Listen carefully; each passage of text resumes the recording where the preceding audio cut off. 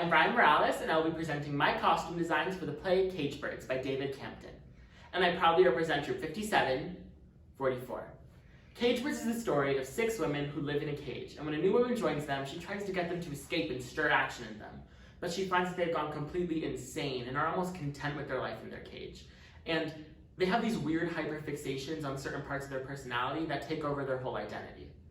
What's weird about this show is the way it's written, you can't tell if these are actual women or birds in a bird cage, and I decided to do both to kind of let the audience decide.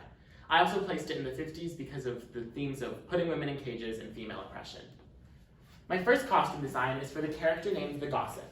The Gossip is a character who's constantly judging and talking bad about other people. She is based on this kind of trope of 50s media called like the bad housewife, someone who wears aprons for decoration.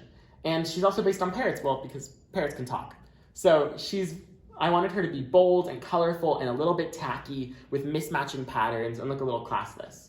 I also decided I wanted the obsessions of the birds in the cage to almost take over them by the end, so they become more intimidating throughout the show. Her obsession, being talking about other people, is personified through this phone, which the actress would be able to wrap around herself and almost restrict her other arm, like clipping down a bird's wing. Next is the Gloom. So the Gloom is based on nurses because healthcare in the 50s was revolutionized and it was in a complete renaissance, and it also describes her hypochondriac nature. She's always worried about the health of others and her own health. She's also inspired by a pigeon because pigeons live in dirty areas and they are tested on in labs for like medical reasons due to their intellect. So I wanted her to wear a nurse uniform, obviously, but I wanted it to be almost crumpled and wrinkled to show that she's kind of klutzy and a little bit not neat. I also wanted it to be all in cotton due to the fact that uniforms need to be sturdy and durable because they're worn every day. She'd start the show with this bandage locked around her knee because she does mention having a locked knee, but throughout the show, her obsession would take over and she would add band-aids all over herself until she doesn't even look human. Next is the Twitting. The Twitting, besides the main character, is the most recent addition to the cage. She's based on a chicken and a teenager. She's based on a teenager because she's very anxious and worried and doesn't really understand who she is or what she wants.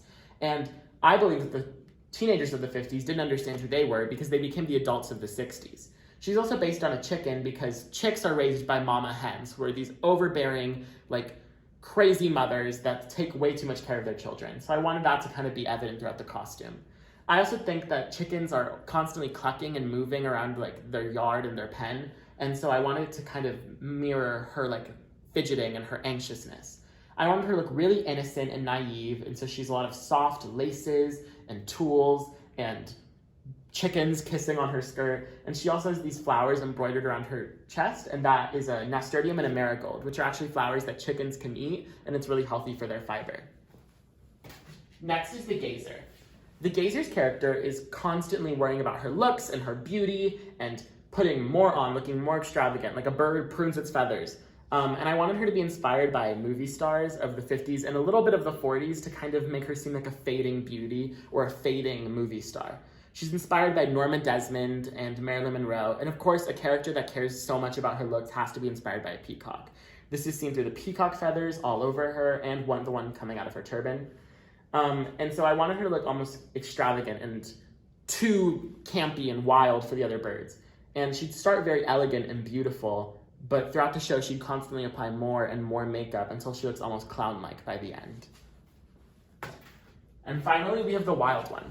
The Wild One is the main character, and she's told that she is too wild for like the outside world, and she will be hurt if she stays out there. Because of this, I decided to base her on lesbian activists of the 50s. So these women would go to lesbian bars and they'd almost dress masculinely for the time. So I wanted to kind of embody that in this costume. As you can see, this is a green pinstripe suit jacket, which is actually supposed to be a men's jacket. That would be way too big on her because I wanted to be evident that she doesn't fit in. From her color palette being all black to this more anachronistic contemporary silhouette, I wanted us to know from the very beginning that she's the most modern. She's the one we're supposed to relate to. She's the main character. I also added these pins to kind of symbolize her activism. This pin is a green carnation because Oscar Wilde wore green carnations as a symbol of advocacy for homosexuals. And this pin is actually tied down to another pin with a chain, and it's the female symbol behind bars. And that's because I wanted that pin to symbolize her like feeling of being chained down and locked in this cage. And finally, the feather represents her longing for freedom, the life that she once had before she was locked into this cage. So those are my costume designs. Thank you so much.